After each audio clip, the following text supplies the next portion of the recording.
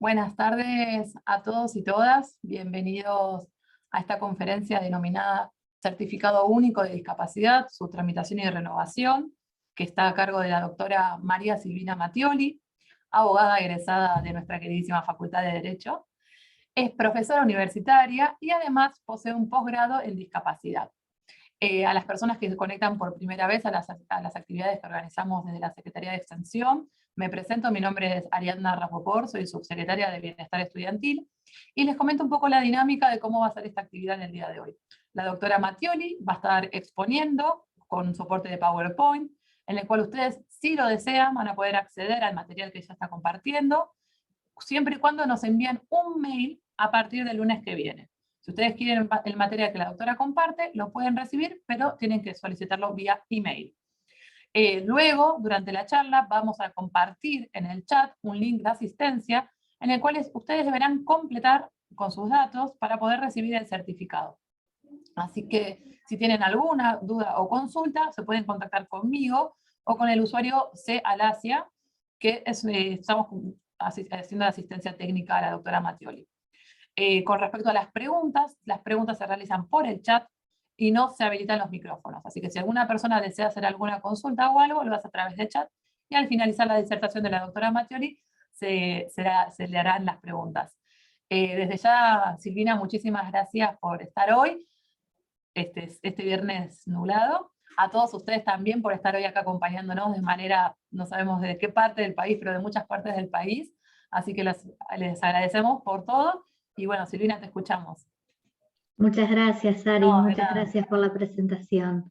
Es un placer, como siempre, volver a mi querida casa, mi segunda casa, como siempre digo, la universidad, mi querida Universidad Nacional de Lomas de Zamora, quien hace ya 18 años me dio el título de abogada, y siempre es un placer estar con Ari, con el equipo, y bueno, con todos ustedes acompañándome hoy. No quería dejar pasar por alto que en el mes de junio voy a estar dictando, para quienes les interese el tema, el curso que siempre ya lo venimos dictando dentro de la universidad, y que es Amparos en Derecho de Salud, y vamos a tocar discapacidad, ¿sí? El amparo está referido también a las personas con discapacidad. ¿Qué pasa si una persona con discapacidad se le es vulnerado el derecho a la salud por parte de una obra social o una medicina prepaga? Así que están todos invitados, los presentes, y si quieren hacer correr esta información, gustosamente pueden acceder al curso a partir de junio, que ya después va a salir el flyer y se enterarán a través de mi correo, de mi página, primeramente de la página de la Universidad Nacional de Lomas de Zamora, y como Silvina Mattioli en el Facebook y Mattioli Silvina en el Instagram, que yo replico todo lo que subimos desde la universidad, los cursos que doy y también los cursos que no doy, que son de mi interés, porque creo que, bueno, que es muy importante y hace al enriquecimiento académico de cada uno. Seguramente a lo largo de este año seguiremos también con las conferencias y las jornadas. En este caso, en el día de hoy, nos toca dar el certificado único de discapacidad, un poco controversial porque no sabemos todavía muy bien, desde esa resolución de la ANDIS 322 del 2023, cómo debe ser la nueva tramitación del CUD, Certificado Único de Discapacidad, y ahora en adelante CUD. Y ustedes saben que este último 13 de abril el Senado de la Nación Argentina sancionó una ley, que hizo ley, que todavía por supuesto no está promulgada, también el Certificado Único de Discapacidad, cómo debe ser su tramitación y su desarrollo para llevarlo a cabo por todas las personas que tengan discapacidad y quieran tenerlo, porque ustedes muy bien saben, y para los que no les cuento, el Certificado Único de Discapacidad, que acredita la discapacidad en todo el territorio de la Nación Argentina, no es obligatorio, ¿sí? Muchas personas, por miedo, por estigmatización, no quieren sacarlo, y muchas personas con discapacidad por eso no tienen el certificado único, por no ser obligatorio. Bueno, en el día de hoy entonces voy a compartir pantalla, vamos a empezar con la disertación. Ustedes me dicen. Ahí voy a empezar a compartir. Carlos o Ari, por favor, díganme. Todavía no, Silvina. Bueno. A ver ahora. A ver. Ahora sí. Ahora sí, bueno. Bueno, hoy vamos a hablar de los derechos de las personas con discapacidad. Primeramente previo a lo que es el certificado único, vamos a hablar de las prestaciones en discapacidad, las definiciones de discapacidad y después sí nos vamos a meter ya a hablar sobre el certificado único de discapacidad. ¿Sí? Ahí yo les dejo para quienes quieran mi dirección de correo electrónico. Abajo siempre en las presentaciones de cada diapositiva lo pongo, que es silvinamatioli@gmail.com. Quienes los necesitan y quieren hacer alguna pregunta, encantadísima, lo tienen y anótenselo si es que lo desean. Discapacidad y derechos, ¿sí? Bueno, lo que nuevamente les mencionaba, lo que nos convoca en esta jornada del día de hoy es la importancia, los derechos que tiene y la tramitación, ¿sí? ¿Qué cambió y qué sigue vigente antes y después de esta resolución de la ANDIS y de esta ley, de este proyecto, que primero fue proyecto, pasó por la Cámara de Diputados, luego por la Cámara de Senadores y finalmente el 13 de abril se convirtió en una ley que, vuelvo a sostener, no fue aún promulgada, ¿sí? Porque ustedes saben que tiene que pasar por el Poder Ejecutivo para ser promulgada la ley y todavía tiene sus plazos para que eso ocurra. Bien, yo antes de hablar del certificado único de discapacidad, su tramitación, su vigencia, la renovación y demás, cómo se están manejando en la practicidad, en la práctica, vamos a hablar de una cuestión práctica también, las juntas evaluadoras. Quisiera empezar la disertación para ir refrescando un poco, o para obtener conocimiento, para que quienes por ahí ya saben un poco más, refrescarlo y para el que no, aprender de ese conocimiento. El concepto de discapacidad, las definiciones que hemos tenido y la evolución que ha tenido el enfoque de discapacidad.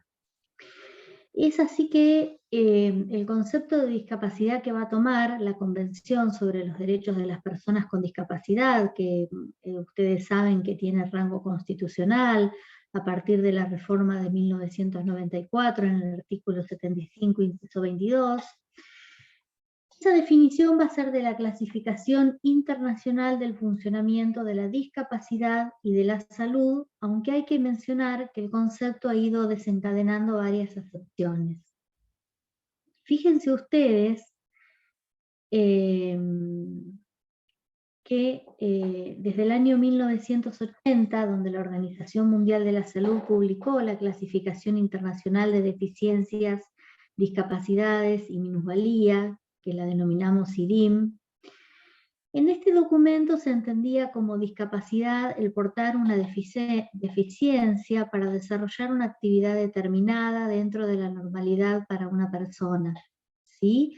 La deficiencia era la pérdida o anomalía de una estructura o función psicológica o anatómica, y minusvalía es estar en una situación de desventaja o consecuencia de la deficiencia o discapacidad que limita el desarrollo de la persona en el ámbito social. En esta definición de discapacidad podemos nombrar que había una interacción entre la deficiencia y la desventaja. Estaba justamente invocada en la persona, ¿sí? Siempre en la persona. Es lo que también podemos llamar el modelo médico hegemónico, ¿sí? Esa deficiencia, esa discapacidad era enfocada en la persona. Luego en el 2001 se resalta una evolución del concepto donde se incorporan perspectivas de actividad, participación y los factores ambientales. y que fue publicado en un texto que se denominó Clasificación Internacional del Funcionamiento de la Discapacidad y de la Salud, por ahí algunos de ustedes ya lo conocen, que se denomina con sus siglas de ahora en adelante CIF, ¿sí? Bien, 20 años más tarde, la CIF establece que el funcionamiento y la discapacidad de una persona se conciben como una interacción dinámica entre los estados de salud, que son las enfermedades, los trastornos, las lesiones, los traumas, entre otros, y los factores contextuales. Los factores contextuales incluyen tanto factores personales como factores ambientales. Y acá, fíjense ustedes que se refiere a la discapacidad como una mirada universal, ¿sí? No enfocándose en las deficiencias, como lo hacía la anterior clasificación, que la discapacidad ya era propia del individuo, sino en la limitación, en las actividades y en las restricciones, en la participación. Es precisamente acá donde yo me quiero detener, porque ya no se va a definir a la discapacidad, sino quiénes son personas con discapacidad.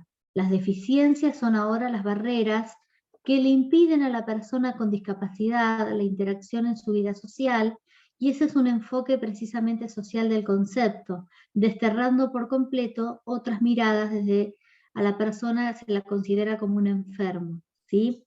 Entonces son esas barreras limitadas por el entorno, un entorno que no debe discriminar, ¿sí? Se corre entonces a la persona, ¿sí? Para mirar a la discapacidad con un enfoque más universal y no enfocándose en esas propias deficiencias, sino en las barreras del entorno social. ¿Se entiende? Bien. La Convención Internacional sobre los Derechos de las Personas con Discapacidad ha dado una definición.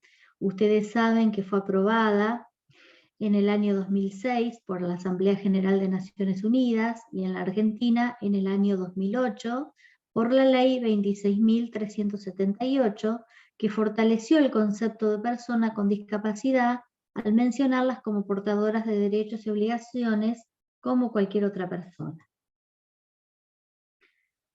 Dicha convención sigue manteniendo, por supuesto, como lo dije anteriormente, este enfoque social, reconoce el carácter dinámico del concepto de discapacidad a partir de la idea de la interacción entre una deficiencia y una barrera, y considera que no hay una persona naturalmente discapacitada, sino que tal situación se produce por un entorno y por actitudes discriminatorias que evitan su participación plena y efectiva en la sociedad, en igualdad de condiciones que los demás. Esto está en el inciso E del preámbulo. Pero miren ustedes acá, hasta donde llegamos, hasta el momento de la convención, cómo se corre eso que estaba mirado y centralizado únicamente en la persona, ¿sí? Cómo se da en la interacción, ¿sí? Entre una deficiencia y una barrera. Como acá vemos claramente ese enfoque social que estoy tratando de traer desde el principio de la clase, ¿sí? Y ese es el concepto que va a utilizar la Convención sobre los Derechos de las Personas con Discapacidad. ¿Y por qué es importante traer esto? Es importante traer esto porque el Certificado Único de Discapacidad y todos sus derechos, ¿sí? Están enfocados en su base en su primer base, ¿sí?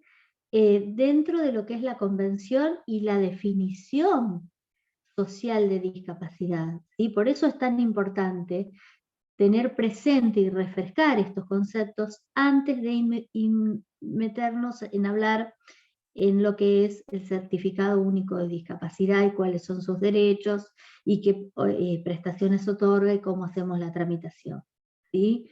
Tenemos que saber de dónde viene, cuál es la raíz. Y la raíz precisamente es este enfoque social de discapacidad. Por eso después vamos a entender por qué existen las juntas evaluadoras, ¿sí? Y por qué tenemos un asistente social en una junta evaluadora y no tenemos solamente un profesional de la salud como un médico. Porque precisamente en esas juntas evaluadoras, donde hay asistentes sociales, son las que van a evaluar el enfoque social, el enfoque de vivencia de la persona, precisamente porque, vuelvo a repetir, dentro del concepto de discapacidad que utiliza la Convención y que por lo tanto va a utilizar la ley del CUD, es el enfoque social, ¿sí? Por eso tenemos en las GEI, que son las juntas evaluadoras interdisciplinarias, un asistente social. Porque ya la discapacidad no va por la enfermedad y no se centra en la discapacidad del individuo, sino que se centra en las barreras del entorno. ¿Bien? Otro de los conceptos que desarrolla la Convención y que busca orientar las políticas estatales en esta materia es el llamado diseño universal, o sea, el diseño de productos, entornos, programas y servicios que puedan utilizar todas las personas en la mayor medida posible sin necesidad de adaptación ni diseño especializado. Esto está en el artículo 2, último párrafo de la Convención sobre los Derechos de las Personas con Discapacidad. En el marco de esta aproximación conceptual debemos comprender al otro como un igual dentro de una sociedad humana diversa, de la misma manera que comprendemos diversas opiniones, pensamientos, ideas, identidades.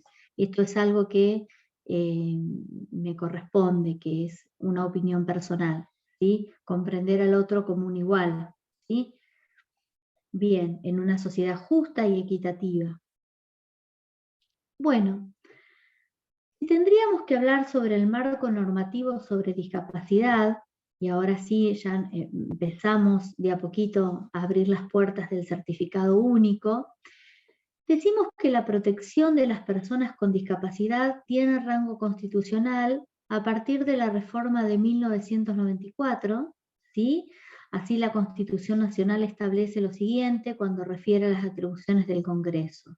Muchos de ustedes sabrán de lo que estoy hablando, es el artículo 75, inciso 23, que dice: legislar y promover medidas de acción positiva que garanticen la igualdad real de oportunidades y de trato, y el pleno goce y ejercicio de los derechos reconocidos por esta Constitución y por los tratados internacionales vigentes sobre derechos humanos, en particular, y reconoce 4 colectivos, ¿sí?, que los pone como vulnerables, que son los niños, las mujeres, los ancianos y las personas con discapacidad. Y estas son las medidas de acción positiva, nuevamente reitero, del artículo 75, inciso 23, que aparecen como una necesidad para garantizar la igualdad real de oportunidades y de trato, precisamente porque le reconoce una realidad hostil a estos grupos, ¿sí? Bien. Como ejemplos de medida de acción positiva, podemos citar la Ley 22.431 de atención médica, su educación y su seguridad social, así como a concederles las franquicias, estímulos que permitan en lo posible neutralizar las desventajas que la discapacidad les provoca y les den oportunidad mediante su esfuerzo de desempeñar en la comunidad un rol equivalente al que ejercen las personas normales. Yo siempre quiero aclarar algo, que estas leyes que yo traje son respecto a las personas con discapacidad, medidas de acción positiva plasmadas en leyes para las mujeres, para los ancianos y para los niños. Hay muchos, y ustedes en este momento estarán pensando y estarán diciendo, bueno, pero para las mujeres una medida de acción positiva puede ser esta, para los niños puede ser otra, ¿sí? Yo estoy hablando, en este caso principal y que me convoca, sobre las personas con discapacidad. Otra es la Ley 23.462, que incorpora el convenio OIT sobre readaptación profesional y fomento de empleo de personas discapacitadas, la 24.013, entre otras cuestiones de fomento de empleo, fomentar la oportunidad de empleo para los grupos que enfrentan mayores dificultades de inserción laboral. Ustedes saben que el Estado y que las empresas tienen como obligatorio los cupos de personas con discapacidad, ¿sí?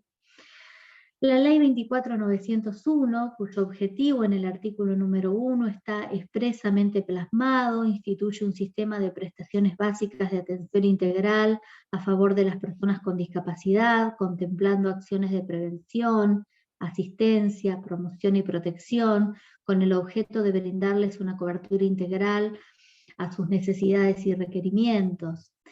Y por último, que por supuesto hay más, pero bueno, yo traje en la reunión del día de hoy esta, que es la 26378, que incorpora la Convención sobre los Derechos de las Personas con Discapacidad y su protocolo facultativo, aprobada mediante resolución de Asamblea General de las Naciones Unidas el 13 de diciembre del 2006.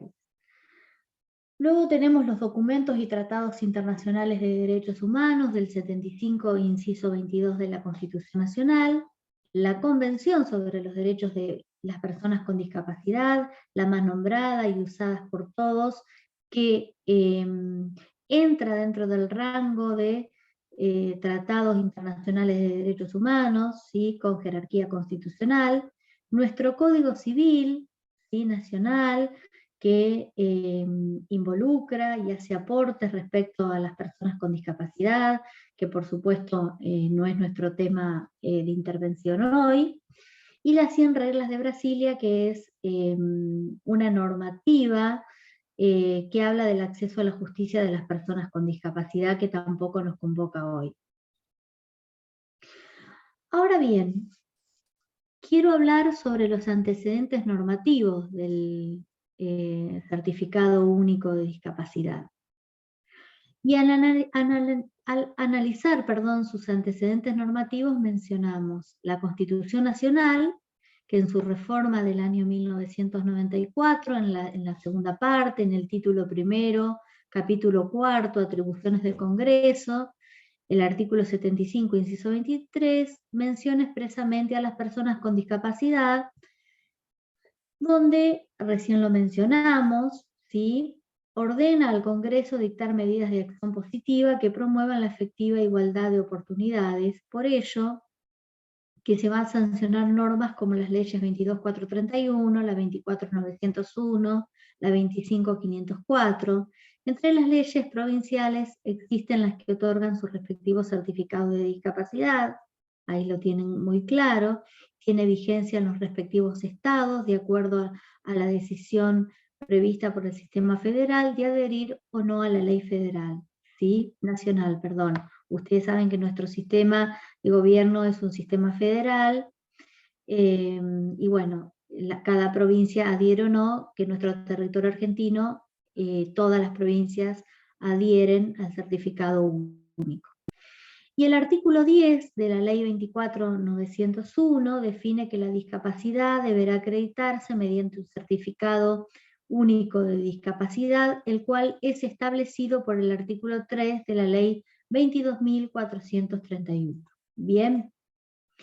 Será el Ministerio de Salud y Acción Social quien establecerá los criterios y la normativa de evaluación para certificar la discapacidad, ¿sí?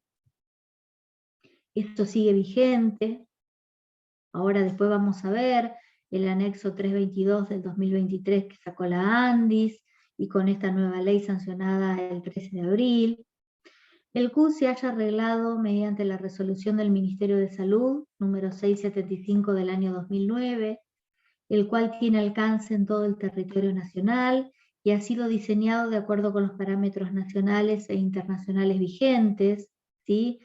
¿A dónde volvemos cuando yo hablo parámetros nacionales e internacionales vigentes? A lo que hablé sobre la Convención sobre los Derechos de las Personas con Discapacidad y su enfoque social en cuanto a la definición de discapacidad, ¿sí?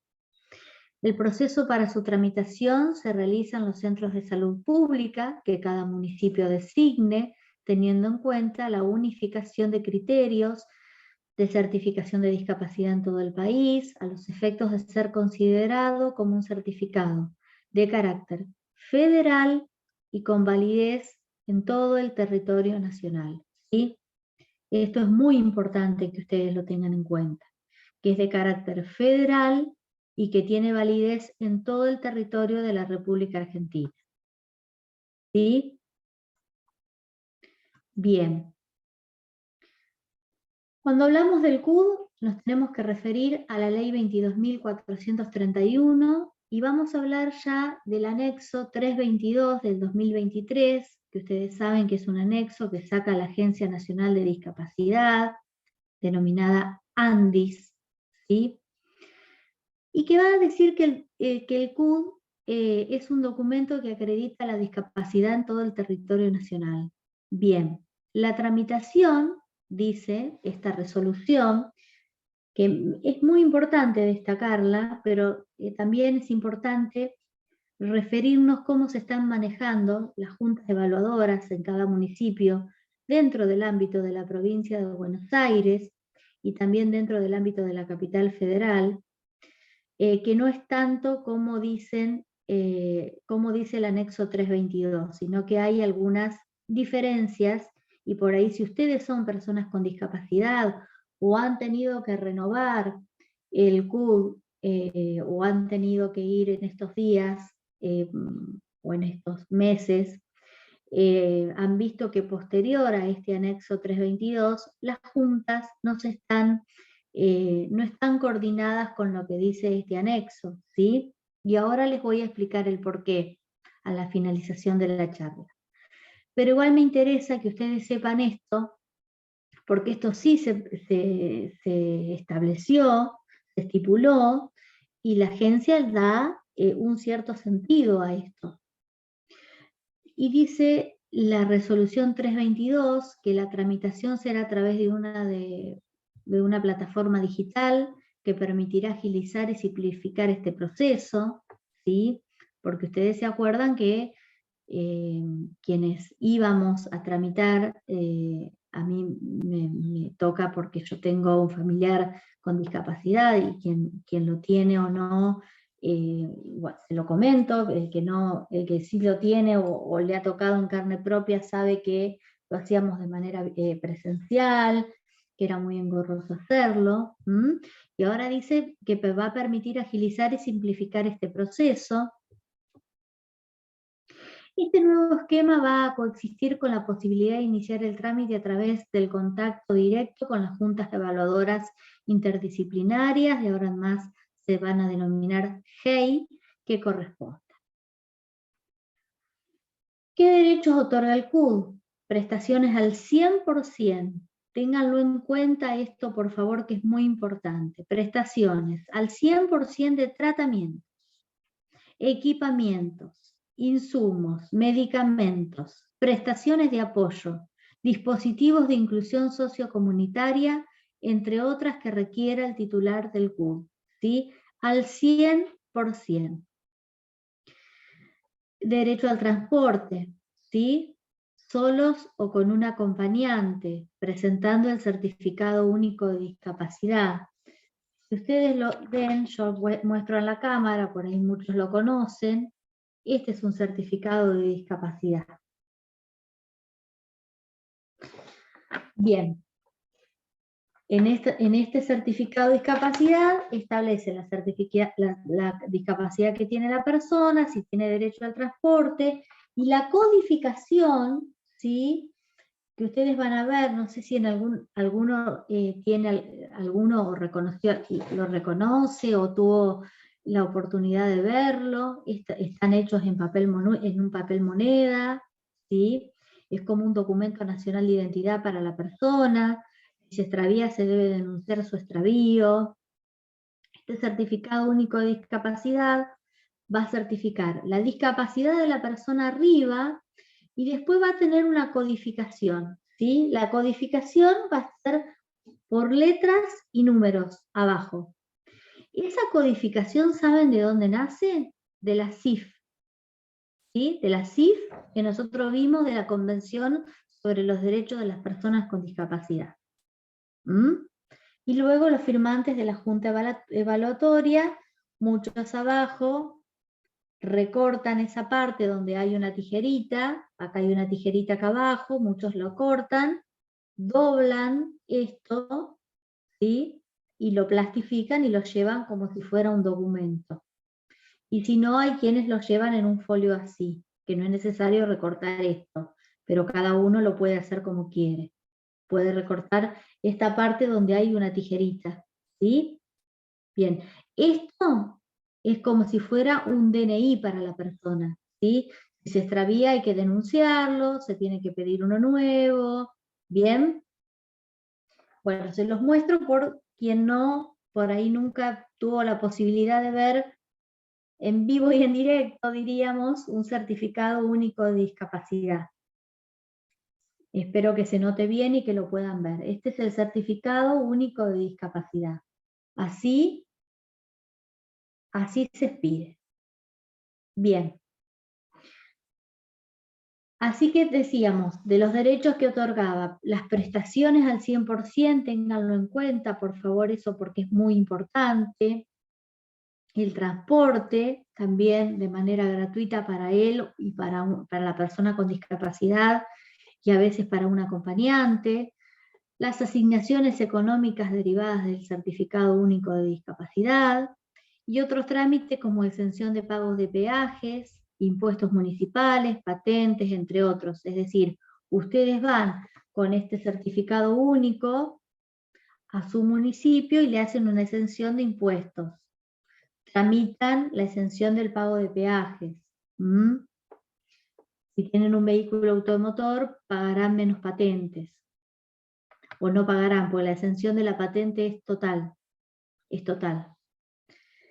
Y luego otorga otro de los derechos que otorga es el símbolo internacional de acceso de libre estacionamiento en lugares permitidos en cada jurisdicción. Bien. Cuando hablamos del sistema de prestaciones en discapacidad, el CUD es necesario para acceder a las prestaciones de salud que son indicadas por los profesionales de la medicina, pero debemos diferenciar conceptos como discapacidad y salud. Al hablar de salud nos referimos al estado de completo bienestar físico, mental y social, y no solamente la ausencia de infecciones, afecciones o enfermedades ligeras, fuertes o graves. Esto es solo una mirada integral y es el concepto de salud que da la Organización Mundial de la Salud. Si hablamos de discapacidad, es un concepto biopsicosocial que deja de lado un modelo médico basado en los diagnósticos y que habla de barreras que se presentan al interactuar con el medio, que impiden un pleno ejercicio y participación en la sociedad en igualdad de condiciones que las demás. Y sobre esta última definición basada en las barreras, es desde donde se parte para realizar las evaluaciones de discapacidad por las juntas evaluadoras, que yo hoy les mencionaba, ¿sí? Más allá del diagnóstico que una persona con discapacidad pueda tener, no conlleva tener discapacidad, es mucho más que eso, ¿sí? Es el poder interactuar con el medio ante obstáculos que se le presentan. Por eso en esa junta evaluadora tenemos un asistente social. A través de la CIF, fíjense ustedes, se produce la integración del modelo médico con el modelo social. El primero considera la discapacidad como un problema directamente causado por una enfermedad, trauma o condición de salud que requiere cuidados médicos específicos para alcanzar una cura o la adaptación de la persona y su cambio conductual. En este modelo, lo sanitario es primordial. Por otro lado, el modelo social, que es el que nos invoca siempre por la Convención Internacional sobre los Derechos de las Personas con Discapacidad, considera la discapacidad como un problema de origen social y se centra en la integración de personas a la sociedad que nos presenta. Bueno, ahora vamos a hablar de un tema, esto era como para refrescar lo que ya habíamos hablado, ¿sí? Ahora vamos a hablar de un tema que es el origen de prestaciones en discapacidad. Y cuando hablamos del origen de las prestaciones en discapacidad, hablamos de nuestra Constitución Nacional en el artículo 42, los tratados internacionales que se encuentran en el 75, inciso 22, la garantía al acceso al goce efectivo del derecho a la salud, las medidas de acción positiva, que como lo dijimos, ahí lo mencioné anteriormente, está en el artículo 75, inciso 23, la Convención sobre los Derechos de las Personas con Discapacidad con rango constitucional, por supuesto. Dentro de las resoluciones se encuentra el piso prestacional básico contemplado en el programa médico obligatorio de ahora en adelante PMO, que desde su origen, creado por decreto 492 del 95, hasta la actualidad ha tenido algunas modificaciones donde se incorporan nuevas drogas, tratamientos y tecnologías. Este programa quedó de una emergencia sanitaria de por allá del año 2001, del decreto 486 de 2001 más precisamente, se lo pensó como temporal y fue a los efectos de garantizar a la población el acceso a los bienes y servicios básicos para la conservación de la salud. El piso prestacional básico se encuentra contemplado en el PMO y así los servicios de salud no podrán negarse a brindar la totalidad de la cobertura que se detalla en la norma, aduciendo que solo están obligados a la cobertura establecida en el PMO. ¿Sí? Fíjense que la ley 24.901 crea la estructura jurídica institucional, este PMO, que yo les estaba hablando recién, va a crear la estructura jurídico-institucional para la implementación del sistema de prestaciones básicas en habilitación y rehabilitación integral a favor de las personas con discapacidad, y justamente la misión del PMO es otorgar a la persona con discapacidad una cobertura integral para su rehabilitación. Establece las prestaciones básicas contempladas en el capítulo 4 de la ley 24.901, que son, las digo muy rápidamente, preventivas, ¿sí?, que se garantiza a la madre y al niño desde el momento de la concepción, los controles para su desarrollo. El objetivo de la ley es la atención e integración a su entorno familiar de la persona con discapacidad. Ya se incorpora la necesidad de apoyo al grupo familiar. Bien. Terapéuticas educativas. Estas tienden a promover la restauración de conductas desajustadas a los efectos de alcanzar niveles de autovalidamiento e independencia. Incorpora modelos de integración mediante técnicas del ámbito terapéutico, pedagógico y recreativo. Luego tenemos las educativas, que tienden a desarrollar el proceso de aprendizaje mediante metodologías y técnicas especiales y con personal especializado. Las asistenciales, que se refiere a la cobertura de requerimientos básicos como hábitat, alimento, atención especializada de acuerdo con la patología de la persona con discapacidad y su grupo familiar conviviente. El artículo 19 de la mencionada ley introduce los servicios esenciales, que son solo enunciativos, ¿sí? No excluye servicios no mencionados expresamente, es decir, no son taxativos, y son estimulación temprana, educación inicial, educación general básica, formación laboral, centro de día, centro de educación terapéutico, centro de rehabilitación psicofísico, rehabilitación motora y atención odontológica integral. A modo de conclusión, y ya para inmiscuirnos en lo que es la tramitación, hay dos tipos de cobertura en salud. Está el programa médico obligatorio, con sus leyes complementarias, patologías con la ley propia. Si soy titular del CUD, tengo cobertura total a todas esas prestaciones. Y en la cobertura de discapacidad, si se cubrirán médicos fuera de cartilla, también se van a cubrir los medicamentos sin tope en las asistencias de terapias, asistencia psicológica familiar, continuidad de prestaciones, acompañante domiciliario terapéutico, que los apoyen en las actividades de la vida diaria y en su salud mental. Este último sin reglamentación a nivel nacional, pero a nivel provincial algunas lo tienen regulado y muchas veces se recurre a la vía judicial mediante la acción de amparo. Bien. Vamos a hablar de la actualización, ¿sí? Porque ustedes saben que los CUD, antes, cuando nosotros teníamos este papel, que este papel es el Certificado Único de Discapacidad, abajo decía la fecha de renovación, ¿sí? Fecha de emisión, ¿sí? Y fecha de renovación. Bueno, ahora, gente, lo que sale, se va a cambiar el término, ¿sí? Se expiden con o sin actualización. Y ahora les voy a explicar el por qué. Pero se va a cambiar el término vencimiento por actualización y solamente se va a poner el mes y el año.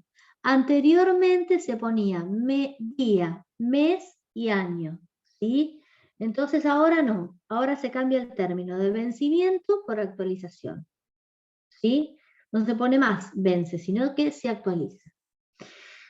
¿Y qué va a significar esta actualización? Bueno, esta actualización lo que significa es que la persona ya tiene un legajo, ¿sí? En esa junta. Entonces va a tener que actualizar sus nuevos certificados médicos o historia clínica que le da su médico tratante. Eso significa la actualización. Se entregarán en formato físico y digital, es lo que dice la resolución 322, ¿sí? Desde el Estado se acompañará proactivamente a las personas con discapacidad para que las mismas mantengan actualizadas sus datos personales e información relativa a las variables que determinen la certificación, que antes no lo hacía el Estado, ¿sí? Ustedes saben que antes, ahora lo vamos a ver más adelante, era fecha de vencimiento. Bueno, ahora no, ahora tenemos que actualizar. Salvo para casos irreversibles, vamos a ver cómo nos vamos a manejar. El acompañamiento se lleva a cabo a través de instancias de actualización mediante diversos contactos proactivos y de tramitación sencilla, desburocratizada y accesible. Porque antes era engorroso. Quienes lo tenían que padecer saben bien cómo era.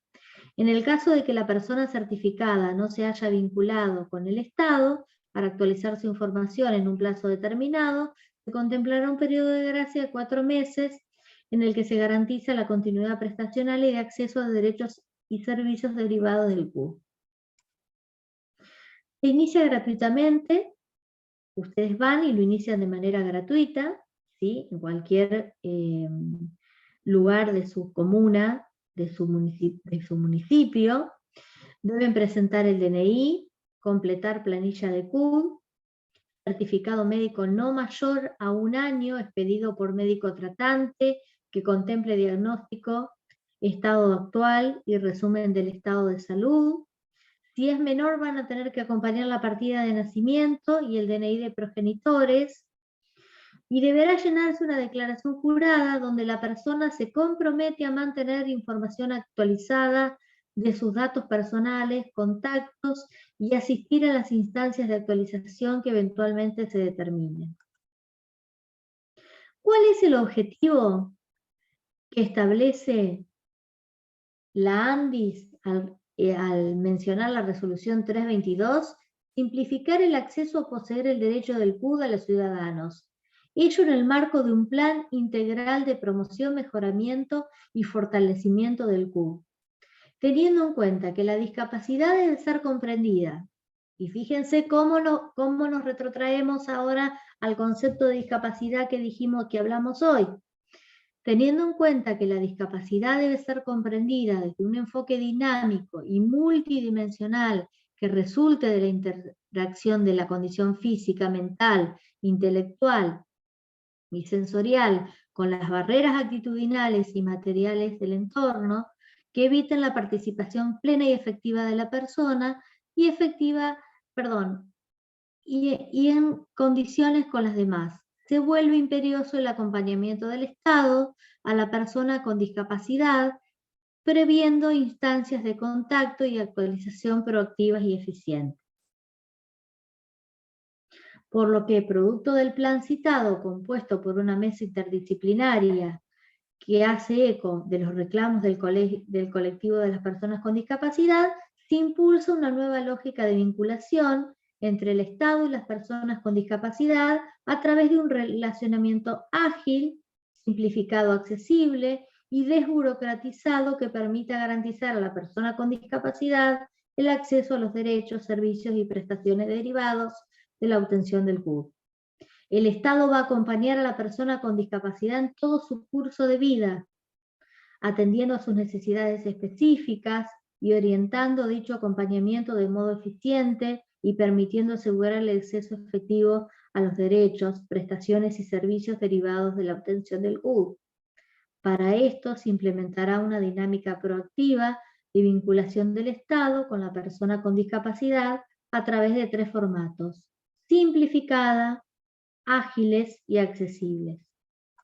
Muy rápidamente les comento que simplificada significa que supone una reducción de los requisitos documentales respaldatorios, lo que aliviana la carga administrativa de la gestión del trámite. Por eso yo les decía, ustedes ya tienen un legajo, lo que se les está pidiendo es que lleven una historia clínica o un certificado nuevo, ¿sí?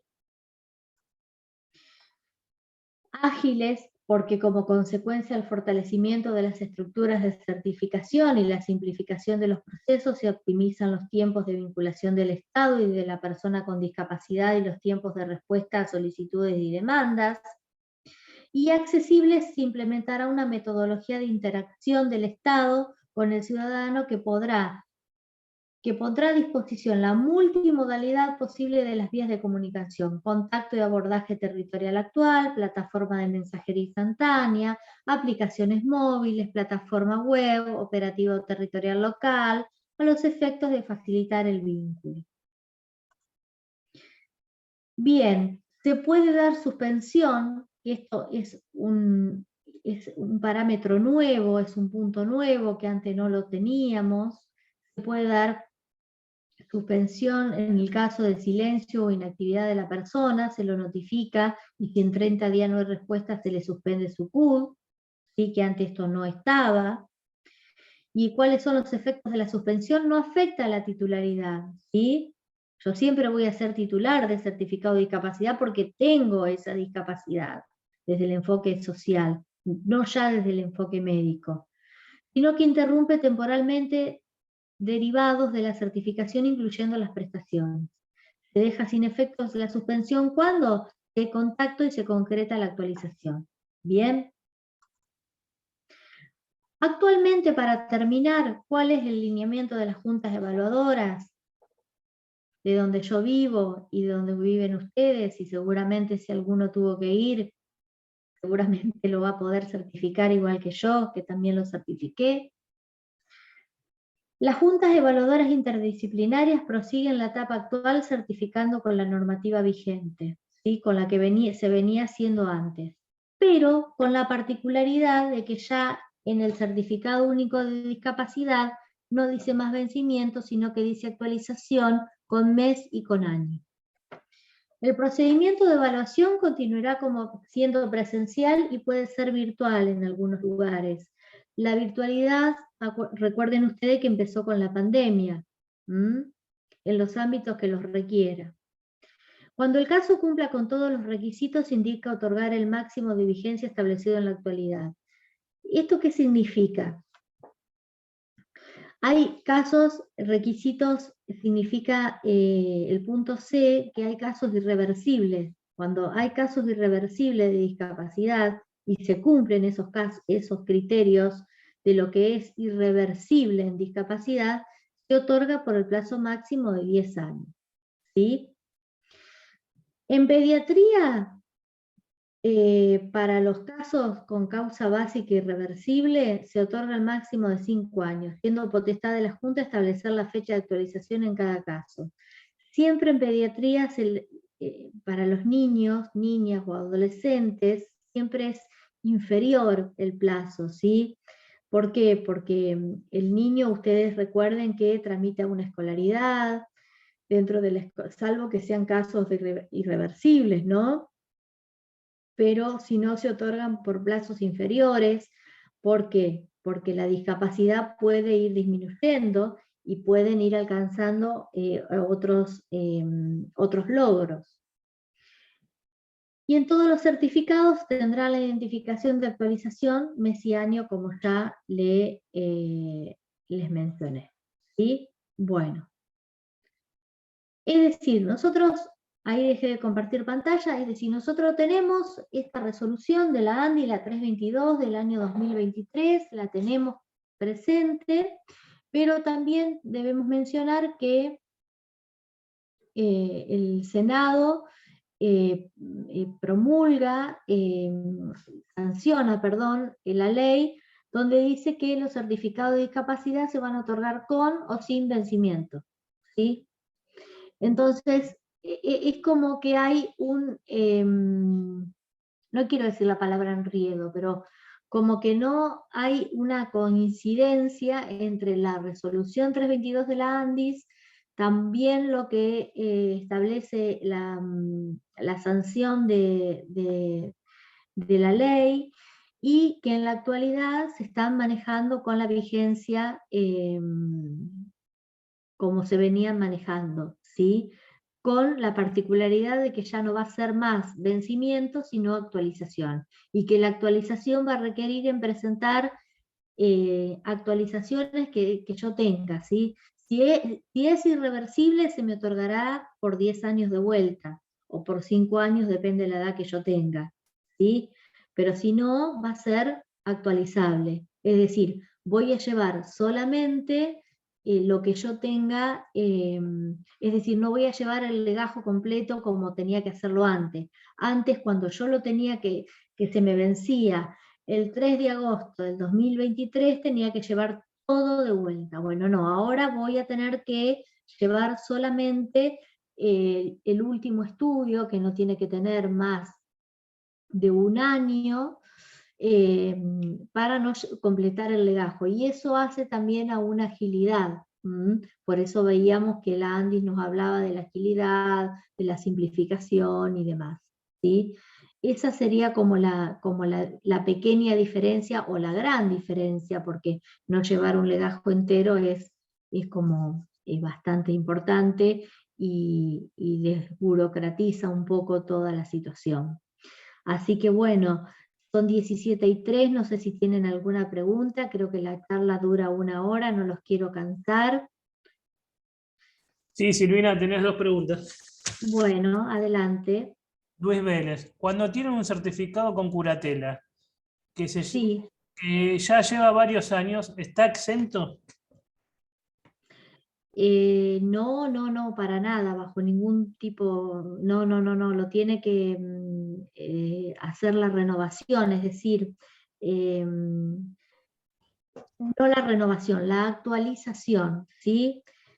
Uno puede tener la determinación a la capacidad jurídica. Ustedes saben que anterior al código, la determinación a la capacidad jurídica o curatela no era revisable, pero con la nueva ley, con el nuevo código, ustedes saben que es revisable cada 3 años por oficio a pedido del juez, y el CUD, por supuesto, que va a ser revisado también. Sí, no está exento bajo ningún punto de vista. Bueno, te digo otra preguntita. Sí. Ana Ortiz, ¿cuánto tiempo tarda en otorgar el CUB? Y por otro lado, ¿de cuánto era el porcentaje para obtener el CUB?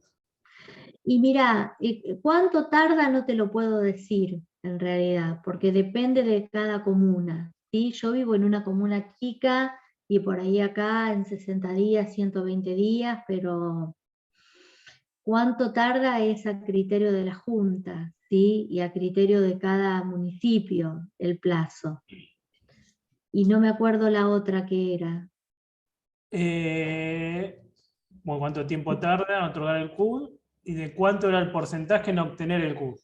Y el porcentaje para obtener siempre se pide más del 60%. Ok, tengo otra preguntita por acá, a ver. Sí, cómo no. Mi CUB venció, me dijeron que sigue prórroga por 2 años, ¿debo esperar? Claro, depende cuándo le haya vencido, porque en el 2022 y el 2023, te acordás que por la pandemia había prórroga.